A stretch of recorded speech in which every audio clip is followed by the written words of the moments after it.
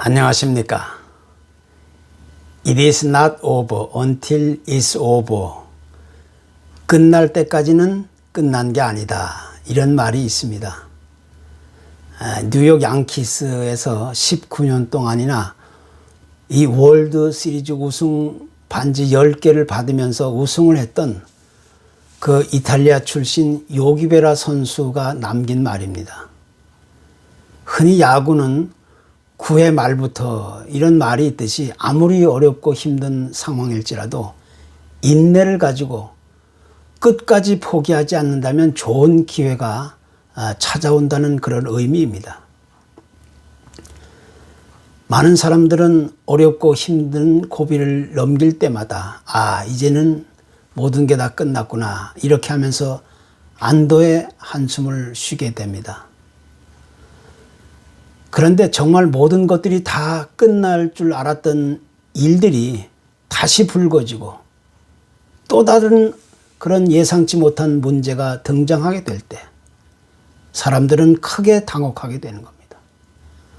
한마디로 이야기해서 우리 인생의 모든 과업이 끝나는 시점은 바로 육신의 생명이 끊어지는 날이 되는 것이고 또 이 세상의 삶이 끝나기 전까지는 어떤 일도 끝난 것이 될 수 없다는 것입니다. 끝까지 가봐야 된다는 의미입니다.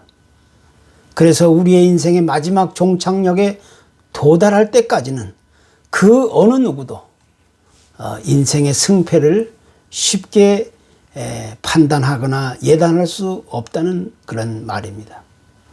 우리의 삶이 아무리 힘들고 고달프고 또 가슴 아파할지라도 좀 더 참고 인내하고 견디다 보면 결국에는 모든 문제의 그 해결의 답을 찾을 수 있게 된다는 의미입니다. 지난 10월 4일에 벨기에의 그 리에주라는 도시에서 세계적인 한 대회가 있었습니다. 이 대회는 아주 최고로 어렵게 만들어 놓은 이 자전거 코스를 달리는 대회인데 여기에 175명의 선수들이 247km의 그런 구간을 달리는 행사였습니다. 이 행사의 그 예상 후보는 당연히 그 유명한 프랑스의 줄리앙 알라 필립이라는 선수인데 이날 대회에서 또 한 번의 우승을 기대하면서 이제 마지막 결승전에 들어올 때 줄리앙은 페달을 멈추고 두 손을 높이 치켜 세워들었습니다. 승리의 순간이 또 찾아왔다는 그런 사인이죠. 그런데 바로 그 순간에 바짝 뒤를 쫓아왔던 선수가 불과 몇 센치 차이로 결승선을 먼저 통과하면서 금메달은 아쉽게도 그 선수에게 돌아가게 된 겁니다. 그는 결승 소감을 말하면서 나는 마지막 순간까지 결코 멈추지 않았다. 아무리 힘들고 어렵고 지칠지라도 그 승리의 면류관을 얻을 때까지 중도에 포기하거나 한눈 팔거나 멈추지 않았다고 얘기했습니다. 결국 끝까지 참고 견디는 자가 최후의 승자가 된다는 그런 메시지를 남겨주고 있습니다. 우리가 지내온 2020년 한 해는 그 어느 때보다 무겁고 힘들고 어렵고 지치는 그런 한 해였습니다. 전 세계적인 코비드-19 팬데믹으로 인해서 우리의 일상생활이 크게 위축되고 예민해지고 또 많은 불편과 고통과 변화를 몰고 온 한 해였습니다.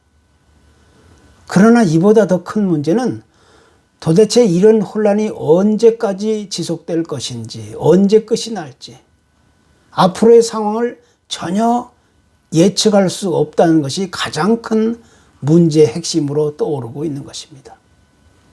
그래서 많은 사람들은 이런 상황을 직접 피부로 목격하고 경험하면서 염려하고 불안해하고 또 두려워하게 되는 것입니다. 그 성경 앱을 사용하는 사람들 중에 50만 명을 상대로 올 한 해 1년 동안 가장 많이 찾은 성경 구절 단어가 무엇인가 조사를 했는데 두려움, 염려라는 단어였다는 것입니다. 그만큼 우리가 현재 살아가고 있는 이 시대의 상황과 환경과 처지와 문제는 참으로 우리가 상상하기 힘들 정도의 어려운 시기였음을 우리는 인정하지 않을 수가 없는 겁니다. 그래서 이런 시기, 이런 때를 신앙적인 언어로 얘기한다면 영적인 암흑의 시대다, 어둠의 시대다 이렇게 얘기하게 되는 것입니다. 그러나 이러한 암흑의 시대, 흑암의 시대, 어둠의 시대는 오늘날에만 찾아온 것이 아닙니다. 이 어둠의 시대는 역사를 따라 종종 우리 인류에게 찾아왔다는 사실을 우리가 기억할 수가 있습니다. 1347년에 이 발생했던 흑사병이라는 것은 1700년까지 이어지면서 유럽 전역을 휩쓸었습니다.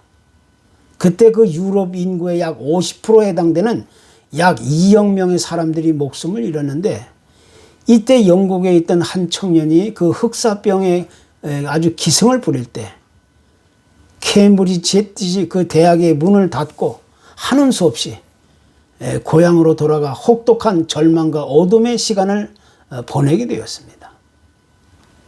이 청년은 그 캄캄한 어둠의 시기에 이제 앞으로 될 일들을 염려하고 불안해하고 깊은 고민에 빠지게 되었을 때 그때 마침 사과나무에서 떨어지는 사과를 보면서 만유 인류의 법칙을 거기서 발견하게 되었습니다. 그 청년이 바로 뉴턴이라는 사람입니다. 만약 뉴턴에게 고향에서 보냈던 그 혹독한 절망과 어둠의 시기가 없었다면 그 법칙을 발견하는 기적은 결코 일어나지 않았을 것입니다. 그에게는 그렇게 견디기 어려웠던 어둠의 시기가 있었기 때문에 인류 역사에 빛내는 위대한 그런 업적을 남길 수 있었던 것입니다.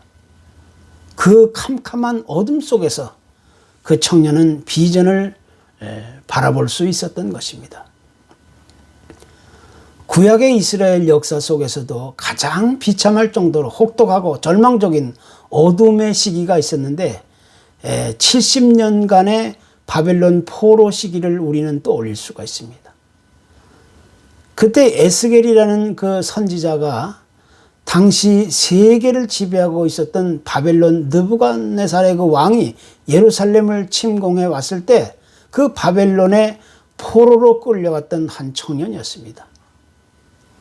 그에게 이런 엄청난 시련과 고난이 없었다면 그저 고향에서 아버지의 뒤를 이어서 안락한 제사장의 신분을 누릴 수 있었던 아주 장래가 촉망되는 25세의 청년에 불과했습니다. 그러나 어이없게도 나라를 잃어버리고 포로되어 비참한 삶을 누려만 했던 그의 신세는 한치 앞을 내다볼 수 없을 정도의 그 혹독한 암흑, 어둠의 시대, 바로 그것이었습니다. 그는 포로에 되어 잡혀간 그 바벨론의 그발강 강가에 앉아서 하나님은 도대체 어디 계신가? 그렇게 강하신 하나님은 도대체 어디서 뭘 하고 계신가? 이렇게 소리치면서 탄식하며 눈물로 지새웠습니다. 그렇게 5년이라는 세월을 보내게 되었는데 바로 그때 하나님의 부르심을 받게 되면서 캄캄한 어둠 속에서 비전을 보게 되었던 것입니다. 그 후 그는 70년간의 그 바벨론의 포로 생활 기간 동안에 무려 22년이라는 그런 세월 동안 하나님의 말씀을 전하는 사역자로 일을 할 수가 있었습니다. 그에게 그렇게 혹독하고 참담한 그 캄캄한 어둠의 시기가 없었다면 그는 그저 단순하고 안락한 일생을 살다가 없어지는 한 사람에 불과했을 것입니다. 그러나 그에게 찾아온 이 절망과 어둠은 다시 말해서 비전을 보게 할 수 있었던 유일한 소망이었던 것입니다. 한국에 김인순이라는 유명한 가수가 있습니다. 흔히 인순이라고 얘기하죠. 미군 출신 흑인 아버지와 한국인 어머니 사이에서 태어난 호녀라인데 그가 가진 학력은 중학교 졸업이 전부였습니다. 가정 형편이 너무 어려워서 공부를 오랫동안 못했다는 것입니다. 하지만 공부를 더 하지 못한 진짜 이유는 당시 호녀라를 바라보는 사회적인 편견과 따가운 시선이 너무 무서웠기 때문이었습니다. 그 외모가 다르다는 이유 하나만으로 사람들이 마치 벌레를 보는 듯하고 같은 또래 친구들도 아주 차가운 그 냉대 때문에 학교 가는 것을 두려워했습니다. 그러나 무엇보다 중요한 것은 그녀에게 남다른 꿈이 하나 있었다는 겁니다. 그 꿈은 많은 사람들에게 기쁨과 용기와 위로를 줄 수 있는 노래를 하고 싶은 것이 유일한 꿈이었습니다. 결국 그녀는 2005년에 그토록 바라던 꿈이 이루어지게 되었는데 그녀가 부른 이 거위의 꿈, 그 노래가 히트를 치게 되었습니다. 그녀의 꿈대로 거위의 꿈이라는 노래는 많은 사람들에게 위로와 용기를 주고 또 절망과 좌절에 빠져있는 어둠의 사람들에게 큰 힘이 될 수 있었습니다. 그는 나중에 이렇게 고백합니다. 나는 거위였습니다. 지금도 변함없는 거위고 백조같이 날고 싶어도 결코 날 수 없는 거위입니다. 하지만 거위는 날고 말았습니다. 거위가 백조같이 날게 되기까지는 마음과 몸에 상처가 많았고 수없는 밤을 새우며 연습을 해야만 했습니다. 그러다 어느 날 많은 백조들의 그 비웃음을 뒤로하고 거위는 드디어 하늘을 날게 되었습니다. 아무리 날려고 해도 여러 가지 삶의 무게와 제약 때문에 날 수 없었지만 부딪히고 부서지고 넘어지고 상처가 나도 끝까지 해보는 것이 꿈이었다. 꿈이 있다면 이렇게 노래하고 있는 겁니다. 이분이야말로 캄캄한 어둠 속에서 비전을 볼 수 있었던 희망의 전도사가 된 겁니다. 그녀에게는 어둠 속에서 본 비전이 있었기 때문에 오늘날 우리에게도 새로운 용기와 위로와 희망의 메시지를 던져주고 있는 것입니다. 요한복음 16장에서 주님은 이렇게 선언하십니다. 세상에서는 너희가 환난을 당하나 담대하라. 내가 세상을 이기었노라. 주님이 제자들 향하여 이렇게 말씀하셨을 당시는 참으로 한치의 앞도 분간할 수 없을 정도의 참혹하고 혹독하고 캄캄한 그 어둠의 밤, 바로 십자가의 고난이 찾아오기 직전에 하신 말씀입니다. 그런데 주님은 그같이 칠흑같이 어두운 이 캄캄한 속에서 비전을 바라볼 수 있었기 때문에 제자들을 향하여 이러한 위로와 소망과 용기의 그 믿음을 주는 말씀을 선언하신 것입니다. 주님은 제자들에게 말씀하실 때 환난을 피하라고 말씀하지 않았습니다. 환난을 면하게 해준다. 환난이 사라지게 하신다. 이렇게 말씀하지 않으셨습니다. 주님은 오히려 제자들에게 환난을 당하지만 담대할 것을 요구하셨습니다.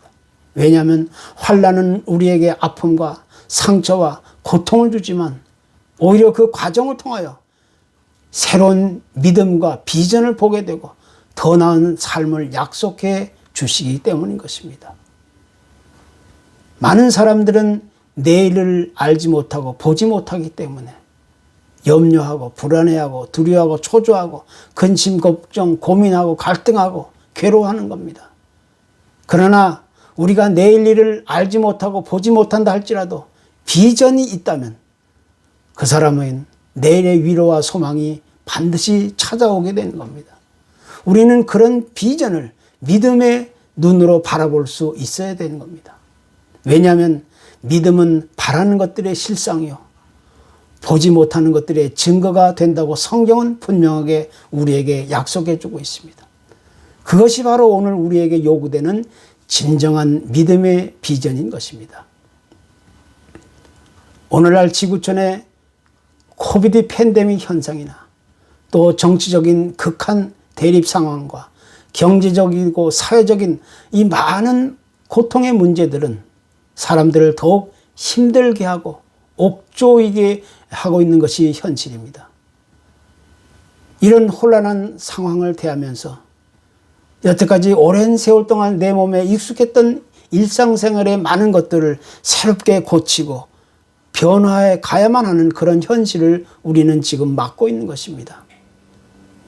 밖에서 들어오면 반드시 손을 씻어야 되고 또 마스크를 한다거나 상대방과의 그 거리를 유지해야 되고 또 사람들이 많이 모이는 것을 피하고 될 수 있는 대로 여행도 자제하고 집에서 머물러야 하고 또 종종 테스트를 하고 또 백신도 이제 맞아야 되고 너무나 오랫동안 내 몸속에 익숙해 있던 것들을 이제는 잊어버리고 새로운 삶의 방식과 요구에 익숙해져 가야 하는 그런 뉴노멀의 시대를 우리는 맞이하고 있는 것입니다.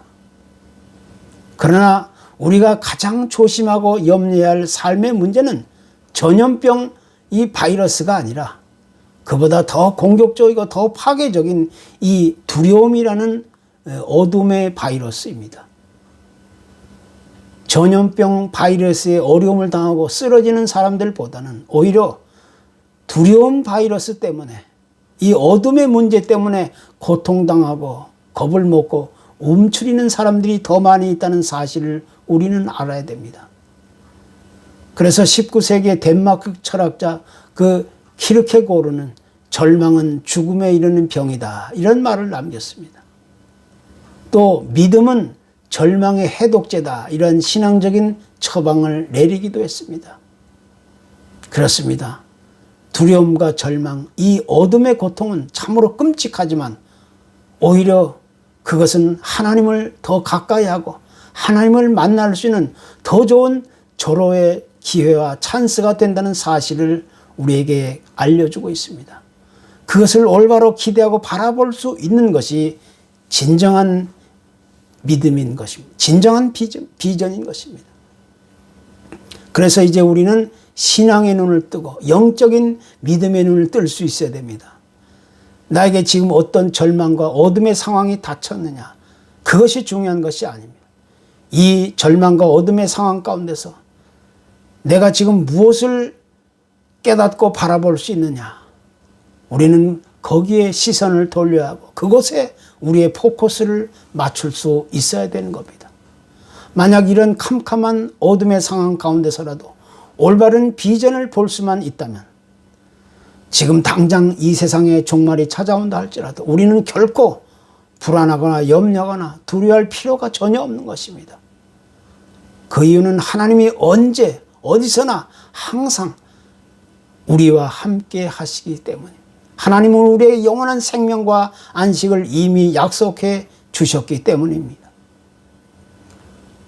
오늘 우리는 2020년의 마지막 주일을 보내고 있습니다. 그 어느 때보다 우리에게 아주 혹독한 아픔과 고통과 무거운 짐을 안겨주었던 이해는 이제 다시는 만날 수 없는 먼 곳으로 떠나보내야만 하는 그런 시간이 온 것입니다. 다시 찾아오지 못할 영원히 사라지는 이 해를 보내면서 우리는 또 새로운 다짐과 결심과 각오를 이어갈 수 있어야 되는 것입니다. 세상에 많은 사건과 복잡하고 다양한 그런 일들이 반복적으로 찾아오고 또 찾아왔다가 사라지지만 그 모든 역사의 주인은 하나님이시고 하나님의 주권 아래 있다는 사실을 우리는 다시 고백하지 않을 수가 없는 겁니다. 나의 삶이 참혹하고 무겁고 캄캄한 어둠일지라도 그 속에서 언제나 나와 함께 하시는 하나님이심을 우리는 믿음의 눈으로 고백할 수 있어야 되는 것입니다. 그것이 오늘 우리에게 요구되는 진정한 비전의 역사인 것입니다. 이 어둠 속에서 볼 수 있는 비전을 가지고 우리는 세상을 아주 담대하게 그렇게 살아갈 수 있어야 되는 것입니다. 감사합니다.